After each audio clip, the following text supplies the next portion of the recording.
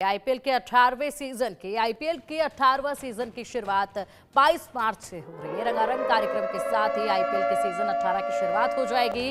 रंगारंग आगाज की तैयारी बीसीसीआई ने पूरी कर ली है।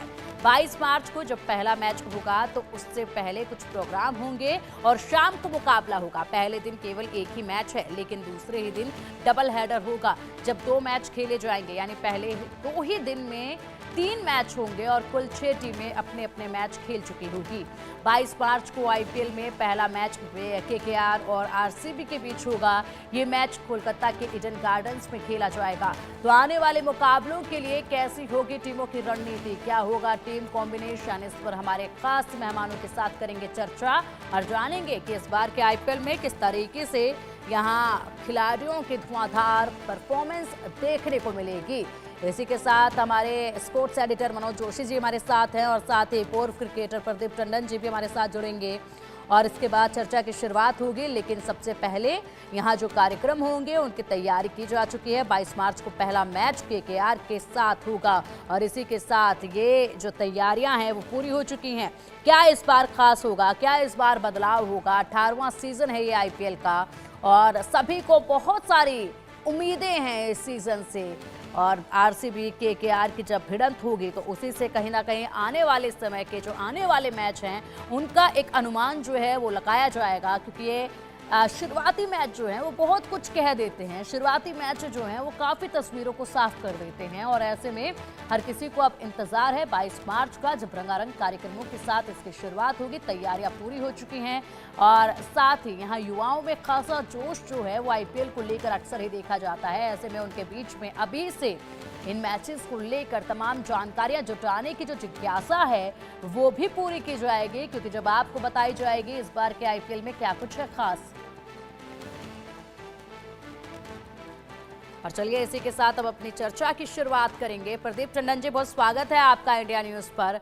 मनोज जोशी जी से सबसे पहले मैं जानना चाहूंगी, बहुत जल्दी से बताइएगा मनोज जी, क्या कुछ अलग होने वाला है इस बार के आईपीएल में? 22 मार्च से शुरुआत है, रंगारंग कार्यक्रमों के साथ बताई जा रही है ये शुरुआत। तैयारी बीसीसीआई की तरफ से पूरी कर ली गई है।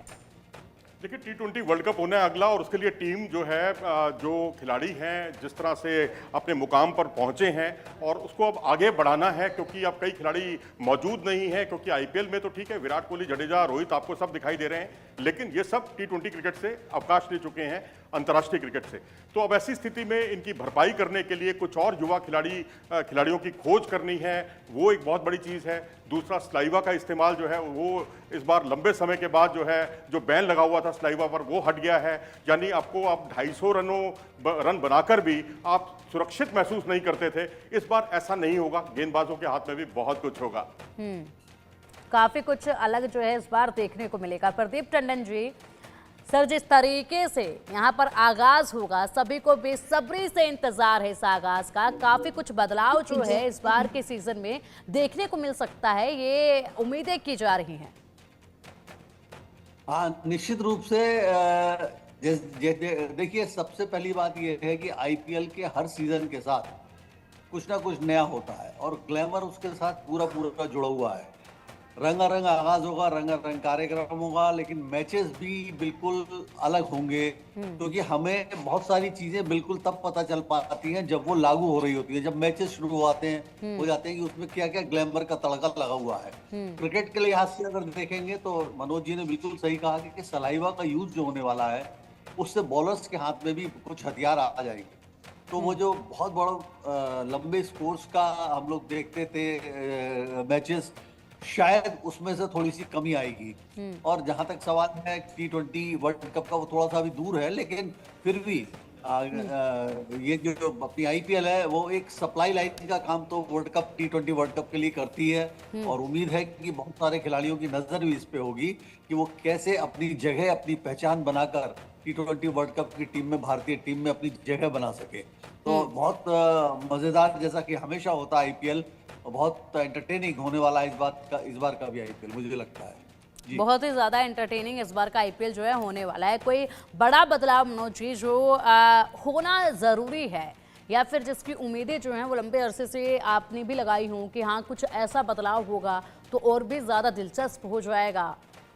देखिए ऑक्शन हुए हैं, ऑक्शन में अदला बदली जो खिलाड़ियों की हुई है और जिनकी छवि जो है उनकी टीमों की वजह से उनको जाना जाता था, वो सब बड़े बदलाव यहाँ देखने को मिल रहे हैं। अब आप देखिए दीपक चाहर जो है, जो चेन्नई सुपर किंग्स के हथियार होते थे, वो अब मुंबई इंडियंस की तरफ से खेलते हुए दिखाई देंगे। ट्रेंट बोल्ट जो है वापस उनकी घर वापसी हो गई है, मुंबई में वापस आ गए हैं। पहले वो खेला करते थे, राजस्थान रॉयल्स से भी खेले, लेकिन राजस्थान रॉयल्स ने कई जो बदलाव करने की कोशिश की या ये कहिए कि जाने दिया अपने प्रोमिनेंट प्लेयर्स को, वो एक चिंता का सबब था उनके लिए। तो अब जितनी भी टीमें हैं उसमें जो बड़े बदलाव हुए हैं और ये मेगा ऑक्शन के बाद का पहला आईपीएल है, तो जाहिर सी बात है सबकी निगाहें रहने वाली है, क्योंकि खिलाड़ियों की अदला बदली होने से स्थितियां काफ़ी कुछ बदल गई हैं इस बार। तो काफी कुछ स्थितियां जो हैं वो बदल गई हैं। केकेआर और आरसीबी की सबसे पहले भिड़ंत जो है वो देखी जाएगी। प्रदीप सर, केकेआर और आरसीबी की सबसे पहले भिड़ंत होगी, क्या उम्मीदें हैं? किस टीम को आप सपोर्ट कर रहे हैं?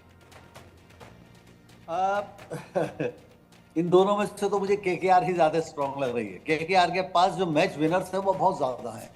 उनका जो T20 का एक पूरा दल है वो बहुत ही जबरदस्त है और डिफेंडिंग चैंपियंस है। तो मुझे लगता है कि दोनों में केकेआर और आरसीबी में अगर देखूं तो शायद मुझे केकेआर का पलड़ा ज्यादा भारी लग रहा है। 5 ऐसे खिलाड़ी भी हैं इस बार सर जो कि अनकैप्ड खिलाड़ी हैं, उन पर सबकी निगाहें जो हैं वो टिकी रहेंगी। निश्चित रूप से। अब मेरा व्यक्तिगत अगर आप पूछेंगी तो मैं उन खिलाड़ियों पे ही ज्यादा फोकस करना चाहता हूं, उन पे ही निगाहें ज्यादा रखना चाहता हूं जो अपकमिंग है, जो एस्टेब्लिश हो चुके हैं। उनको तो सिर्फ परफॉर्मेंस दी गए, वो तो स्कोर कर रहे हैं तो कर रहे हैं, लेकिन कौन ऊपर आ रहा है, किसको जगह मिलनी चाहिए। एज ए क्रिकेट एनालिस्ट और क्रिकेट पे निगाह रखने वाले हम लोग जो हैं वो उन्हीं खिलाड़ियों पे जो अनकैप्ड प्लेयर्स हैं उन पे ज्यादा निगाह रखते हैं। तो बहुत इंटरेस्टिंग एक, जैसे हमारे यूपी के एक स्वास्तिक शिकारा हैं, मैं उन पे निगाह रखना चाहूंगा कि वो कैसा बैटिंग करते हैं, क्योंकि वो T20 के बहुत विस्फोटक बल्लेबाज हैं, इधर समझे जाते हैं। तो ये इस तरीके के और भी खिलाड़ी हैं जिन पे हमें निगाह रखनी है। वैभव सूर्यवंशी हैं, अंशुल कंबोज हैं, रॉबिन मिंज हैं, ये तमाम वो दिग्गज हैं। एक का नाम आपने लिया ही है, ये तमाम वो दिग्गज हैं जिन पर सबकी निगाहें इस बार जो है वो देखने को मिलेगी। क्या कुछ उम्मीदें मनोज जी आपकी इन 5 खिलाड़ियों से हैं जिन पर सबकी निगाहें इस बार के मैच में जो हैं वो टिकने वाली हैं इस बार के आईपीएल में? देखिए तमाम टीमें जो हैं अब नए तरीके से आई हैं और उसमें जो रघुवंशी हैं, युवा खिलाड़ी हैं, 13 साढ़े 13 साल की, 14 साल की उनकी उम्र है, उन पर सबकी नज़र रहेगी। और तमाम टीमों में कुछ ऐसे खिलाड़ी भी हैं जो पहली बार आईपीएल में खेल रहे हैं, उन पर सबकी नज़रें रहने वाली हैं। और एक खिलाड़ी जो है कॉर्बिन बॉश, जो कि पीएसएल छोड़कर जो है आईपीएल में आए हैं, और उन पर सबकी नज़र रहेंगी क्योंकि एक अच्छे ऑलराउंडर के तौर पर वो उभर कर सामने आए हैं। मिचेल सेंटनर, जिन्होंने भारत को बहुत परेशान किया था पुणे टेस्ट में, जहाँ 13 विकेट उन्होंने चटकाए थे, अब वो चेन्नई सुपर किंग छोड़कर मुंबई में आ गए हैं, उन पर सबकी निगाहें रहेंगी। तो अब जो है वैभव अरोड़ा, हर्षित राणा, वरुण चक्रवर्ती पर सबकी नज़रें रहने वाली हैं केकेआर की तरफ से, क्योंकि अब केकेआर का जो अटैक है वो काफ़ी जो है सुनियोजित हो गया है, पहले से कहीं ज़्यादा अच्छा हो गया है। सनराइजर्स हैदराबाद की टीम में एक से बढ़कर एक विस्फोटक बल्लेबाज हैं। पहले तो ट्रेविस हेड और जो दूसरे बल्लेबाज थे उनके अभिषेक शर्मा, दोनों ने कहर बरपाया हुआ था, लेकिन इस बार जो है आपको वहाँ नीतीश रेड्डी भी दिखेंगे। और तमाम ऐसे खिलाड़ियों की वजह से जो है ना ये टीम बहुत, हेनरी क्लासेन है, पैट कमिंस हैं, निश्चित तौर पर ईशान किशन उनकी तरफ आ गए हैं जो मुंबई की तरफ से खेला करते थे। तो मैं समझता हूं कि बल्लेबाजी में निश्चित तौर पर सनराइजर्स हैदराबाद बहुत मजबूत टीम है। बस थोड़ा स्पिनर्स का, बॉलर्स का साथ मिल जाए, स्पिनर्स भी अच्छे हैं इस बार, तो मैं समझता हूं ये काफ़ी खिताब की प्रबल दावेदार रहेगी। पिछली बार आखिरी बाधा में ये लड़खड़ा गई थी। तो आपने अभी से मनोज जी भविष्यवाणी जो है ये पूरी कर दी है कि किस तरीके से शुरुआत होगी, कहां पर लड़खड़ाते हुए नजर आएंगे, पूरी एक भविष्यवाणी जो है वो कर दी है। धीरे धीरे जब मैच का आगाज होगा तब जरूर हम मैच करेंगे कि किस तरीके से ये जो अभी से आपने अंदाजा लगाया है ये कितना सटीक इसमें पाया जाता है। वैसे भी केकेआर या आरसीबी, आप किसको मनोज जी सपोर्ट कर रहे हैं? देखिए, आरसीबी के साथ अभी मूलभूत दिक्कतें हैं। बल्लेबाजी स्ट्रांग है, 8 नंबर तक बल्लेबाजी है उनके पास, लेकिन गेंदबाजी में जो उनका हर बार हश्र रहता है वही इस बार रहा है। क्योंकि ये वो टीम है जिसमें कभी क्रिस गेल खेला करते थे, इसमें एबी डिविलियर्स खेला करते थे और एक से बढ़कर एक स्टार खिलाड़ी हुआ करते थे। आज स्टार खिलाड़ी के नाम पर केवल एक विराट कोहली बचे हैं, कोई और इसमें बड़ा नाम नहीं है। तो जाहिर सी बात है कि अब गेंदबाजी पर अगर आप ध्यान नहीं देंगे, क्योंकि ताली एक हाथ से नहीं बजती, दोनों हाथों से बजती है, तो आपको बल्लेबाजी के साथ साथ गेंदबाज भी आपको मुस्तैद रखने होंगे अपनी टीम में। और गेंदबाज अगर नहीं है या गेंदबाज उस स्तर के नहीं है, क्योंकि अब जोश हेजलवुड हैं, कितने फिट हैं, नाम तो बहुत बड़े हैं, बहुत बड़ा नाम है, लेकिन उनका फिट होना भी जरूरी है। चैंपियंस ट्रॉफी में वो खेल ही नहीं पाए थे।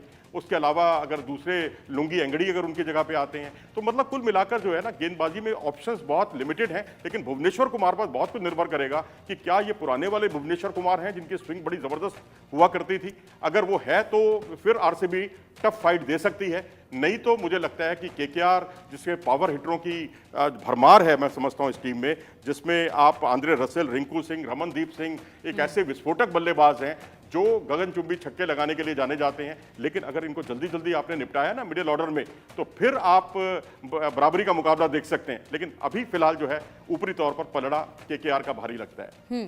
प्रदीप सर, जिस तरीके से सलाइवा बैन हटने को लेकर आप जानकारी दे रहे थे, ऐसे में मैं बड़ी बारीकी से समझना चाहूंगी कितना बेनिफिट इसका मिल सकता है, किस तरीके से ये काम करता है। देखिए, ये बड़ी क्रिकेट की टेक्निकल चीज है कि जिस तरह से गेंद को, क्रिकेट की भाषा में हम क्रिकेटर्स कहते हैं, गेंद को तैयार करो, बॉल को तैयार करो।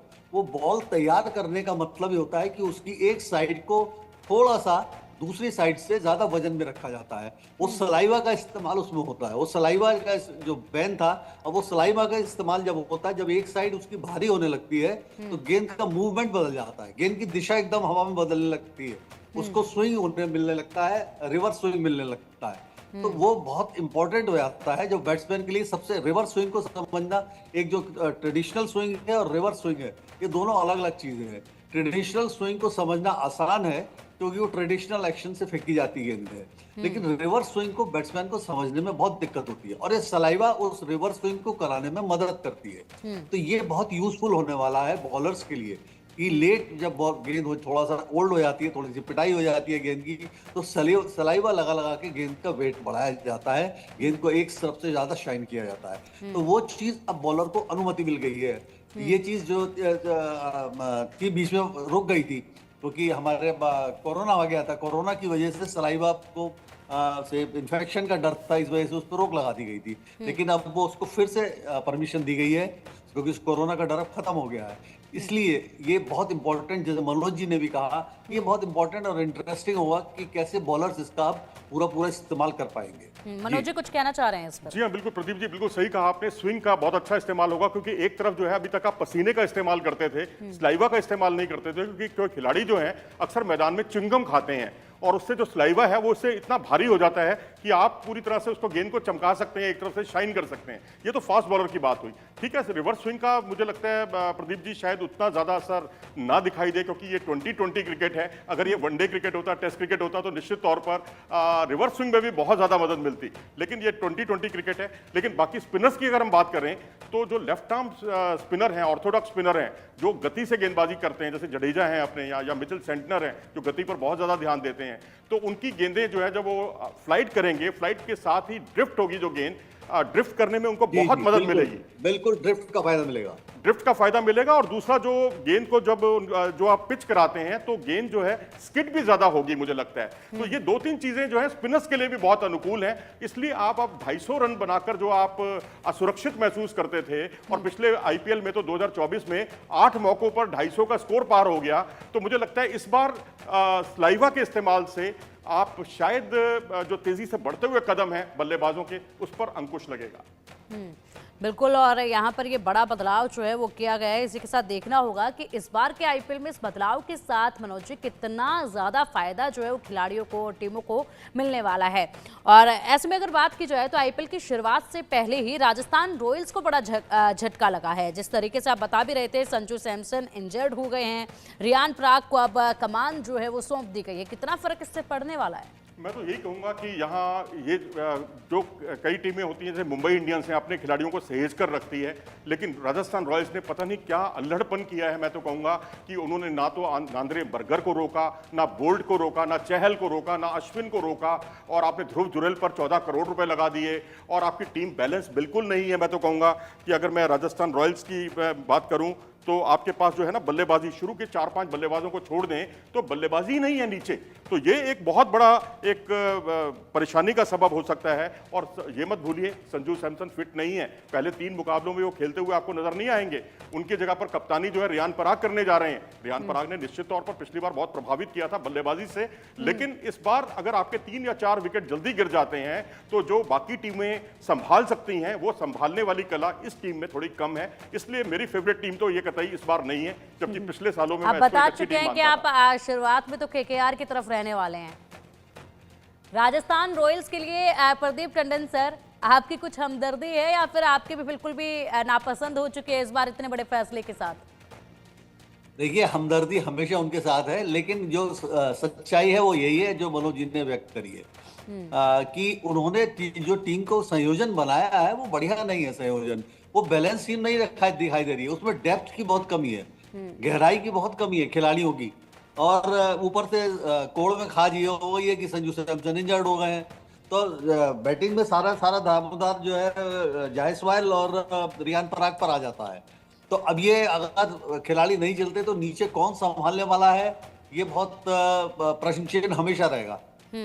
तो ये फेवरेट टीम ना मेरी है, हालांकि सहानुभूति हमेशा उनके साथ है। वो इनॉग्रल विनर है इस चैंपियन आईपीएल के, तो सहानुभूति थोड़ी सी उनसे बनी रहती है किसी न किसी वजह से, सॉफ्ट कॉर्नर। लेकिन मुझे इस पूरे टूर्नामेंट में अगर कोई एक टीम सबसे ज्यादा मजबूत लग रही है तो वो सनराइज हैदराबाद है। वो बहुत विस्फोटक टीम लग रही है। उनके पास जो 3-4 बल्लेबाज हैं, वो एक भी बल्लेबाज खड़ा हुआ हो गया तो वो पूरे मैच को पलटने की क्षमता रखता है। वो बहुत अभिषेक शर्मा है, ट्रेविस हेड है, क्लासेन है, रेड्डी है, मतलब एक एक नाम नहीं है, कई, और बहुत डेप्थ है उनकी। अगर एक बैट्समैन, ऊपर के बैट्समैन खत्म भी हो जाते हैं, जल्दी आउट भी हो जाते हैं, तो नीचे संभालने वाले बहुत हैं उनके पास। तो सबसे ज्यादा अगर स्ट्रांग कोई टीम है तो इस समय सनराइजर हैदराबाद है, जो फेवरेट विनर्स दिखाई दे रही है इस समय, और उसके बाद केकेआर। ये 2 टीमें बहुत मजबूत दिखाई दे रही है। यानी कि आपको लग रहा है कि सनराइजर्स हैदराबाद जो है वो कमाल करेगी, तो अंत तक क्या यही कमाल जारी रहेगा जिस तरीके से आप बता रहे हैं? मनोज जी, इस पर मैं आपसे भी जानना चाहूंगी, हैदराबाद को लेकर क्या कुछ आपकी प्रतिक्रियाएं हैं? क्या वाकई में इतना ही कमाल कर पाएगी अंत तक टीम, और अंतिम में कौन सी टीम सबसे ज्यादा हावी होती नजर आएगी, ये भी जरा बताइएगा। देखिए, पंजाब की टीम बड़े विस्फोटक अंदाज में, इसमें जो कमियां थी उन कमियों पर उन्होंने अंकुश लगाया है। श्रेयस अय्यर टीम में आ गए हैं, तो उनके आने से टीम को स्थायित्व मिलेगा। और वहीं सनराइजर्स हैदराबाद, जो अभी प्रदीप जी ने कहा, बहुत सही कहा। उनकी बात में मैं एक बात और जोड़ दूं कि अब उनके पास स्पिन बॉलिंग अटैक भी बहुत अच्छा है। एडम जैम्पा है, एडम जैम्पा के साथ राहुल चाहर है, यानी बहुत स्पिन, बहुत नपातुला उनका आक्रमण है। पैट कमिंस है तेज गेंदबाज के तौर पर, उनादकट है, सिमरनजीत है, व्यान मुल्डर है, लेकिन मुझे लगता है, और शमी है। लेकिन तेज गेंदबाजी में मुझे लगता है कि थोड़ा सा मोहम्मद शमी या 1-2 प्लेयरों पर यह टीम ज्यादा निर्भर है। फास्ट बॉलिंग के मोर्चे पर जरूर इनको मात दी जा सकती है, लेकिन बल्लेबाजी तो इनकी विस्फोटक है। अभी जो इतने सारे नाम इन्होंने गिनाए, Travis head, Abhishek Sharma, Nitish Reddy, Heinrich Klaasen, इसमें आप जो है ईशान किशन का नाम और जोड़ दीजिए। अब वो भी अब मुंबई के नहीं रहे, वो भी इस टीम में आ गए हैं। तो टीम की ताकत जो है कई गुना बढ़ गई है, खासकर बल्लेबाजी के मोर्चे पर, और स्पिन भी काफी बेहतर है। तो अंत तक ये टीम जो है वो टिकेगी, बेहतरीन प्रदर्शन करेगी, और बाकी जो टीमें वो कहीं ना कहीं हल्की पड़ते नजर आएंगी। सबसे कमजोर टंडन सर, कौन सी टीम इस वक्त आपको नजर आ रही है कि जो सबसे कमजोर इस बार के आईपीएल में हो सकती है? देखिए, जैसा कि मनोज जी ने कहा, मैं बिल्कुल सहमत हूँ। राजस्थान रॉयल्स मुझे बहुत कमजोर लग रही है, और ऊपर से उनका संजू सैमसन का 3 मैच में बाहर हो जाना बहुत उनको लिए बहुत कष्टदायक होने वाला है। और वैसे एक मैं बात जरूर कहना चाहूंगा कि टूर्नामेंट बहुत लंबा होता है, बहुत लंबा टूर्नामेंट है, प्लेऑफ्स भी होते हैं इसमें, तो किस टीम का कब मिजाज बदल जाता है। अक्सर हमने देखा है जो रेगुलर टीमें हार रही थी शुरू में, या जो जीत रही थी, वो अगले राउंड में वो रिवर्स बिल्कुल दिखाई देने लगती है। तो टीम, ये लंबा टूर्नामेंट है, इसलिए फॉर्म खिलाड़ियों की भी और टीमों की भी बदलती रहती है। लेकिन अभी जो पेपर पे दिखाई दे रहा है, जो पिछला रिकॉर्ड है, वो यही बताता है कि जो 2-3 टीमें अभी हम लोगों ने डिस्कस करी, वही सबसे ज्यादा मजबूत दिखाई दे रही हैं। और कमजोर राजस्थान रॉयल भी है, और मुझे चेन्नई सुपर किंग्स ही कमजोर दिखाई दे रही है इस बार। उसमें वो बात, मुझे वो गहराई नजर नहीं आती खिलाड़ियों की, वो संयोजन दिखाई नहीं दे रहा।